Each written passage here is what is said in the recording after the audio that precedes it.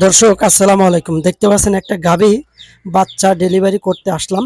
তো এত পরিমাণ ফাজিল লাইতলাতি করে মানে এর পাশে ধারের কাছে ঘেঁষতে দেয় না। তো দেখতে পাচ্ছেন গোয়ালের মাঝে দিয়ে বাঁশ কল করে ফটক কল সিস্টেম করে ওকে আমি এখন ডেলিভারি করবো। আসলে ডেলিভারি করতে আসলে যে কী প্রবলেম হয় সেটা আপনারা দেখুন। কিছু কিছু গরুর ক্ষেত্রে এই সমস্যাটা হয়, আর এইভাবে ডেলিভারি করতে অবশ্যই সমস্যা হয়। তারপরেও কিছু করার নেই, এইভাবেই একে ডেলিভারি করব। তো দেখতে পাচ্ছেন কি অবস্থা।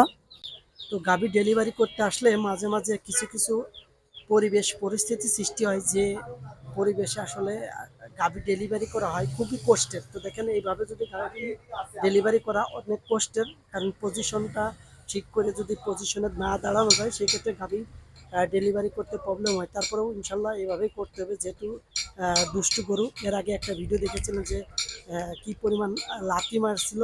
তো আমার খুবই সমস্যা হয়েছিল, সেই লাথি যদি গায়ে লাগতো তো আল্লাহ শুক্রিয়ার সমস্যা হচ্ছিল না। তো দেখেন একটা গাভী ডেলিভারি করতে এসে এরকম সিচুয়েশনও পড়তে হয়। তো আল্লাহ শুক্রিয়া, গাভীটা ভালোভাবেই লাস্ট পর্যন্ত ডেলিভারি করে ফেললাম। এবং এই গাভী যে ডেলিভারি করতে আসে আপনারা অনেকেই কমেন্ট করেন যে ভাই কেন গাভী হাত দিয়ে ডেলিভারি করেন, এমনি হয়ে যায়। আসলে আমরা তখনই আসি যখন গাভীর সমস্যা হয়, বাচ্চা ডেলিভারি হয় না, তখনই কিন্তু এসে আমরা গাভী ডেলিভারি করি। তো এই যে এই গাভীটা দেখতে পাচ্ছেন, এর ময়লাটা বেশি একটা নাই, যা আছে তো সমস্যা। কারণ এই গাভীটা কিছুদিন আগে জ্বর ছিল, জ্বরা থেকে মোটামুটি এখন স্বাভাবিক হয়েছে। তারপরে এই বাচ্চাটা ডেলিভারি করছি। তো দেখেন, আপনারা যারা খামারে আছেন, যারা খামারে গরুর সাথে যুক্ত আছেন, তারাই অবশ্য বুঝবেন যে এই গরুগুলো কেন আমরা এরকম ডেলিভারি করি বা কী জন্য। তো যাই হোক, আপনারা দোয়া রাখবেন। এই যে কাজটা আমি আল্লাহ শিখিয়ে দিয়েছে, আসলে এই কাজগুলো আমি করে যাব যতদিন আমি সক্ষম আছি, যতদিন আমি পারি ততদিন এই কাজগুলো করে যাব। তো সবাই জোয়ারদা ডেয়ারি ফার্মের জন্য দোয়া রাখবেন।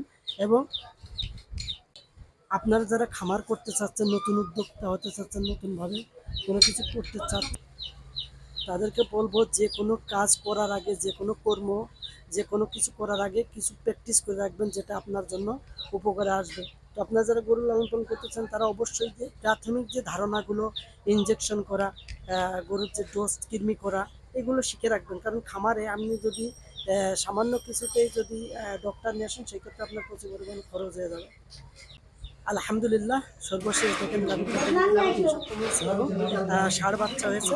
রাকিবের গাভী দেখতে পাচ্ছেন, গাভী এবং বাচ্চা দুটো সুস্থ আছে।